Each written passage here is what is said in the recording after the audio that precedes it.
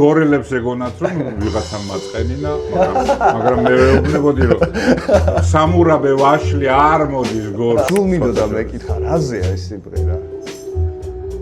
ვახ.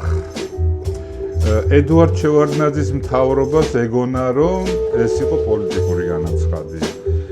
ვიღაცას რაღაც ნაწილს ხალხისას ეგონათ რომ ქუჩის მუსიკოსები აგროვებენ რაღაცა შემოსაწილს და ამით ირჩენენ თავს. 90-იანებს საუბრობ, იმიტომ რომ ჩვენ ყოველდღიურად მოვიდართ. და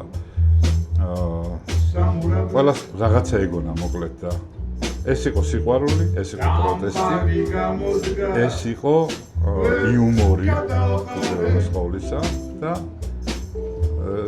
მუსიკაში გამოხატული დაძაბულობის გარეშე საღი აზრი. საღი აზრი, აი ეს იყო პროტესტი, ვასტის გამყიდველი. იუმორი.